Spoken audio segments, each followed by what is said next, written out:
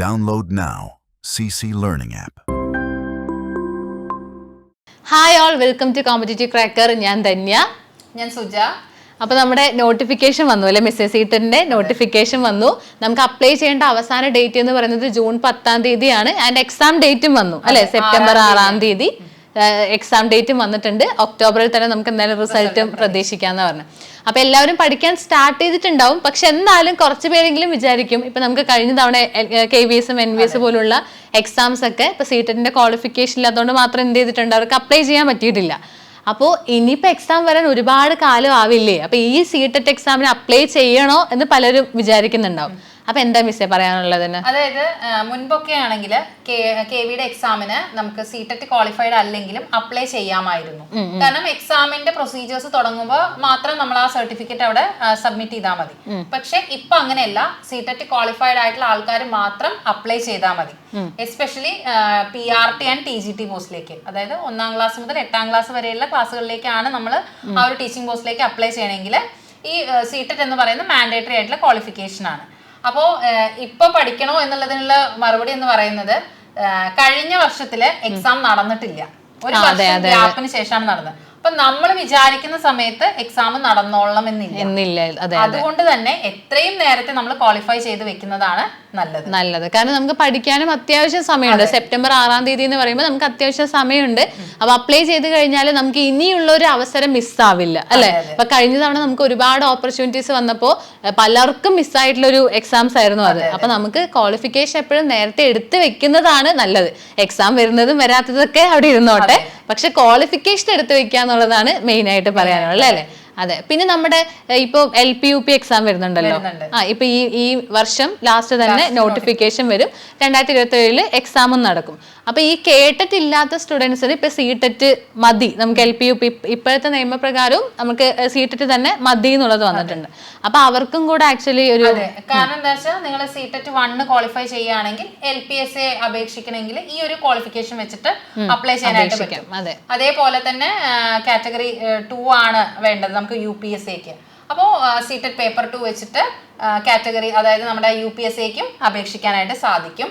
കാരണം നമുക്കറിയില്ല അപ്പൊ ഏത് നോട്ടിഫിക്കേഷൻ ആണ് ആദ്യം വരിക എന്നുള്ളത് നമുക്ക് പറയാൻ പറ്റില്ല. അപ്പോൾ ഈ സീറ്ററ്റ് ക്വാളിഫൈ ചെയ്ത് കഴിഞ്ഞാൽ നിങ്ങൾക്ക് KVയുടെ നോട്ടിഫിക്കേഷൻ വരികയാണെങ്കിൽ അതും അപ്ലൈ ചെയ്യാം. അതേപോലെ തന്നെ LPSA UPSA രണ്ടും അപ്ലൈ ചെയ്യാം. അപ്പം അടിച്ചിരിക്കേണ്ട എന്നുള്ളതാണ് മെയിൻ ആയിട്ട് പറയാനുള്ളത് അല്ലെ.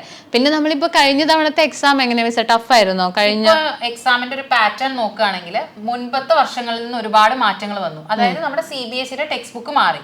അവിടെ കൂടുതൽ അസേർഷൻ റീസൺ ടൈപ്പ് ക്വസ്റ്റ്യൻസ് ഒക്കെ കയറി വരാൻ തുടങ്ങി. അതായത് എനിക്ക് തോന്നുന്നു മറ്റേ നെറ്റ് ലെവൽ ക്വസ്റ്റ്യൻസ് ആക്ച്വലി വരുന്നുണ്ട്. ഇപ്പൊ നെറ്റ് ജനറൽ പേപ്പറിൽ വരുന്ന അസേർഷൻ റീസൺ ടൈപ്പ് സൈക്കോളജി ആണെങ്കിലും ടീച്ചിങ് ആപ്റ്റ്യൂഡ് ലെവൽ ക്വസ്റ്റ്യൻസ് ഒക്കെ നെറ്റ് ലെവൽ ക്വസ്റ്റ്യൻസ് ഒക്കെ വരുന്ന പോലെ നമുക്ക് തോന്നിയിട്ടുണ്ട്.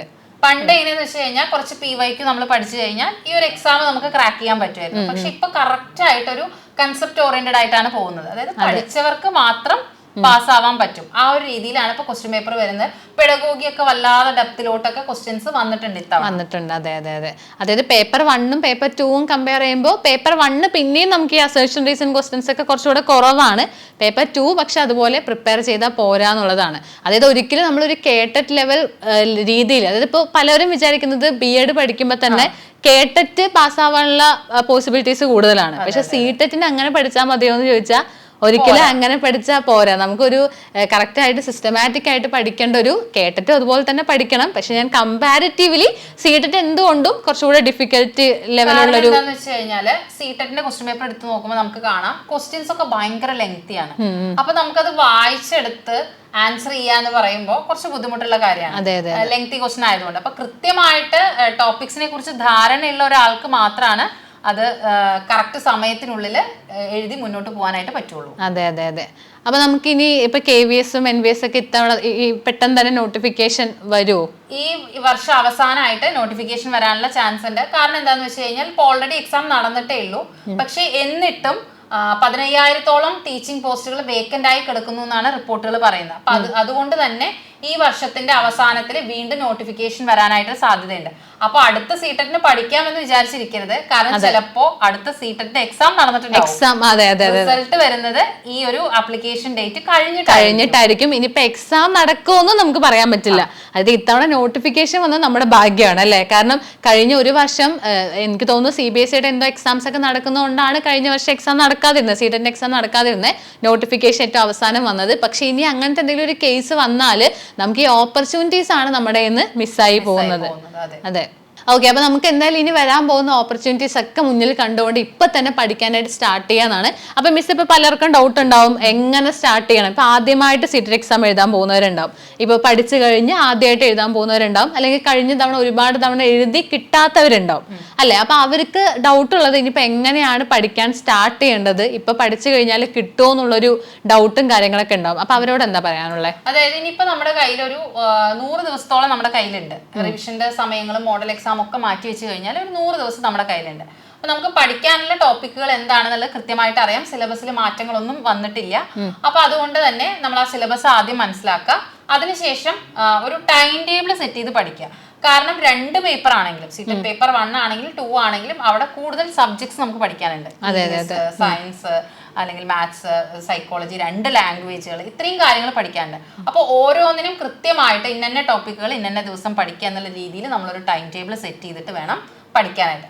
പിന്നെ പഠിക്കുമ്പോൾ ശ്രദ്ധിക്കേണ്ട കാര്യം എന്താണെന്ന് വെച്ച് കഴിഞ്ഞാൽ നമ്മളൊരു റാങ്ക് ഫയലിനെയോ ഒരു ബുക്കിനെയോ മാത്രം ഡിപ്പെൻഡ് ചെയ്യരുത്. കാരണം CBSE ടെക്സ്റ്റ് ബുക്കിനെ ബേസ് ചെയ്തിട്ടാണ് നമുക്ക് ക്വസ്റ്റ്യൻസ് വരിക. അപ്പോൾ CBSE ടെക്സ്റ്റ് ബുക്കിൽ നമ്മളിപ്പോൾ ഏതാണ് അപ്ലൈ ചെയ്യുന്നത് വെച്ചാൽ അതിനനുസരിച്ചിട്ട് പേപ്പർ 1 ആണെങ്കിൽ 1ാം ക്ലാസ് മുതൽ 5ാം ക്ലാസ് വരെയുള്ള ടെക്സ്റ്റ് ബുക്കിൽ എന്തൊക്കെ ആക്ടിവിറ്റീസ് കൊടുക്കുന്നു, അവർ എന്തൊക്കെ പഠിക്കുന്നു എന്നുള്ള കൃത്യമായിട്ടുള്ളൊരു ധാരണ നമുക്ക് ഉണ്ടാവണം. പേപ്പർ 2 ആണെങ്കിൽ 6ാം ക്ലാസ് മുതൽ 8ാം ക്ലാസ് വരെയുള്ള ടെക്സ്റ്റ് ബുക്കും കൃത്യമായിട്ട് നമുക്ക് അറിയണം. ഇപ്പൊ നമ്മളൊരു ടോപ്പിക്ക് പഠിക്കാൻ എടുക്കുകയാണെങ്കിൽ അതിനെ ബേസ് ചെയ്തിട്ടുള്ള ടോപ്പിക്കുകൾ എവിടെയൊക്കെ NCERT വരുന്നുണ്ടോ അതെല്ലാം നമ്മൾ പഠിച്ചു പോകണം. പഠിച്ചാൽ മാത്രം പോരാ, റിവിഷൻ എന്ന് പറയുന്നത് റിവിഷനും വേണം. അതെ. പക്ഷെ എനിക്ക് തോന്നുന്നത് ഇനിയിപ്പോ ഇവർക്ക് ഇത്രയും നമ്മളിപ്പോ സ്വന്തമായിട്ട് പഠിക്കുന്ന സമയത്ത് നമുക്ക് എല്ലാം റെഫർ ചെയ്ത്, അതും നമ്മൾ റെഫർ ചെയ്ത് ഫോക്കസ് ഏരിയ എന്ന് വിചാരിക്കുന്ന ഏരിയ ചിലപ്പോൾ ശരിക്കും ഫോക്കസ് ഏരിയ ആവില്ല അല്ലെ. ഇപ്പൊ ഞാൻ വിചാരിക്കുന്ന ഫോക്കസ് ഏരിയ എന്ന് പറയുന്നത് ശരിക്കും അത് ഇമ്പോർട്ടന്റ് ആണോ അല്ലേ എന്ന് പോലും നമുക്കറിയില്ല. അപ്പൊ ആക്ച്വലി നമുക്കൊരു കറക്റ്റ് ആയിട്ട് ഒരുപാട് വർഷത്തെ ക്വസ്റ്റ്യൻ പേപ്പേഴ്സ് ഒക്കെ നോക്കിക്കഴിഞ്ഞാലാണ് നമുക്ക് കൃത്യമായിട്ട് ഇതൊക്കെയാണ് ഫോക്കസ് ഏരിയ, ഇതിനാണ് ഇമ്പോർട്ടൻസ് കൊടുക്കേണ്ടത് എന്ന രീതിയിലേക്ക് നമുക്ക് മനസ്സിലാവുള്ളൂ. അതായത് നമുക്കറിയാം 2013 മുതലാണ് സീറ്ററ്റ് സ്റ്റാർട്ട് ചെയ്തിട്ടുള്ളത്. അപ്പോൾ ഇയർലി ട്വൈസ് ആണ് എക്സാം നടന്നത്.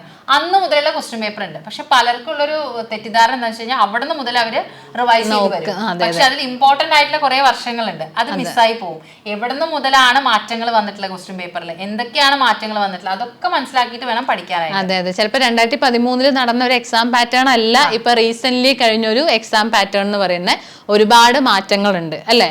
അപ്പൊ എന്തായാലും നമ്മുടെ ഇവിടെ CCയിൽ ക്ലാസ്സസ് പ്രൊവൈഡ് ചെയ്യുന്നത് ഈ ഒരു രീതിയിലാണ്. നമ്മളിപ്പോൾ ഇവിടെ എല്ലാ ഫാക്കൽറ്റീസ് ആണെങ്കിലും പ്രീവിയസ് ഇയർ ക്വസ്റ്റ്യൻ പേപ്പേഴ്സ് എല്ലാം നോക്കി കറക്റ്റ് ആയിട്ട് അതിൽ ഫോക്കസ് ഏരിയാസ് ഐഡന്റിഫൈ ചെയ്തിട്ടാണ് നിങ്ങളെ പഠിപ്പിക്കുന്നത്. അപ്പൊ അതിന്റെ റിസൾട്ട് തന്നെയാണ് നമുക്ക് കഴിഞ്ഞ തവണത്തെ റിസൾട്ട് എന്ന് പറയുന്നത് സീറ്ററ്റിന്റെ അല്ലെ. ഒരുപാട് നമുക്ക് റിസൾട്ട് അത്യാവശ്യം ഉണ്ടായിരുന്നു. അതെ, റിസൾട്ട് ഉണ്ടായിരുന്നു. അപ്പൊ എന്തായാലും CC ഹാപ്പി തന്നെയാണ്. കാരണം നല്ല രീതിയിൽ നമുക്ക് പഠിപ്പിക്കാൻ കഴിഞ്ഞതിലും അവർക്ക് ആ ഒരു റിസൾട്ട് കിട്ടിയതിൽ എന്നുള്ളതാണ്. അപ്പം ഇത്തവണത്തെ സീറ്റഡ് എക്സാം എഴുതാൻ നിങ്ങൾ പ്ലാൻ ചെയ്യുന്നുണ്ട് എങ്കിൽ നേരത്തെ തന്നെ പ്രിപ്പറേഷൻസ് സ്റ്റാർട്ട് ചെയ്യണം. കാരണം ഇനിയൊരു എക്സാം ഡേറ്റ് ഒക്കെ വന്നു കഴിഞ്ഞു, അല്ലെങ്കിൽ എക്സാമിന് 1 മാസം മുന്നേ പഠിക്കാം, ആ ഒരു രീതിയിലൊന്നും ഇരിക്കരുത്. നേരത്തെ തന്നെ പ്രിപ്പറേഷൻസ് സ്റ്റാർട്ട് ചെയ്യുക. കാരണം നമുക്ക് റിവിഷൻ എക്സാമുകൾ എഴുതി പ്രാക്ടീസ് ചെയ്യണം, മോഡൽ എക്സാമുകൾ എഴുതണം. അപ്പൊ അതിനുള്ള ടൈം ഒക്കെ നമുക്ക് കിട്ടണം. അപ്പോൾ നേരത്തെ തന്നെ പഠിച്ചു തുടങ്ങുക. വളരെ സിസ്റ്റമാറ്റിക് ആയിട്ട് സ്ട്രക്ചർഡ് ആയി തന്നെ പഠിച്ചു മുന്നോട്ട് പോകണം. ആ ഒരു രീതിയിൽ പഠിച്ചാൽ മാത്രമാണ് നമുക്ക് ഇനി വരുന്ന എക്സാം ക്രാക്ക് ചെയ്യാനായിട്ട് സാധിക്കുകയുള്ളൂ. അപ്പം CCയിലെ പുതിയ ലോങ് ബാച്ച് സ്റ്റാർട്ട് ചെയ്തിട്ടുണ്ട്. നമ്മുടെ കോഴ്സിൽ ജോയിൻ ചെയ്യാൻ സ്ക്രീനിൽ കാണുന്ന നമ്പറിൽ കോൺടാക്ട് ചെയ്യാം. ഓക്കെ. അതുപോലെ തന്നെ നമ്മുടെ ചാനൽ ആദ്യമായിട്ടാണ് കാണുന്നതെങ്കിൽ അത് സബ്സ്ക്രൈബ് ചെയ്യുക ആൻഡ് ഫോളോ ചെയ്യുക. എന്നാലും നമ്മൾ ഇനിയും യൂസ്ഫുൾ ആയിട്ടുള്ള ഒരുപാട് വീഡിയോസ് ആയിട്ട് ഞങ്ങൾ ഇനി എത്തുന്നതായിരിക്കും. പിന്നെ നിങ്ങൾക്ക് സീറ്റഡ് എക്സാമുമായിട്ട് എന്ത് ഡൗട്ട് ഉണ്ടെങ്കിലും നിങ്ങൾക്ക് താഴെ തന്നെ ഈ വീഡിയോന് താഴെ തന്നെ കമന്റ് ചെയ്യാം. ചിലപ്പോൾ പല ഡൗട്ട്സും ഉണ്ടാവും. ഇനി പേഴ്സണലായിട്ട് എന്തെങ്കിലും ഡൗട്ട് ആണെങ്കിൽ നിങ്ങൾക്ക് ഉറപ്പായിട്ടും ഈ സ്ക്രീനിൽ കാണുന്ന നമ്പറിലും കോൺടാക്ട് ചെയ്യാവുന്നതാണ്. അപ്പൊ എന്തായാലും നമുക്ക് വൈൻഡ് അപ്പ് ചെയ്യാം. പിന്നെ അടുത്ത വീഡിയോയിൽ നമുക്ക് കാണാം. Thank you so much. Thank you. Download now CC Learning app.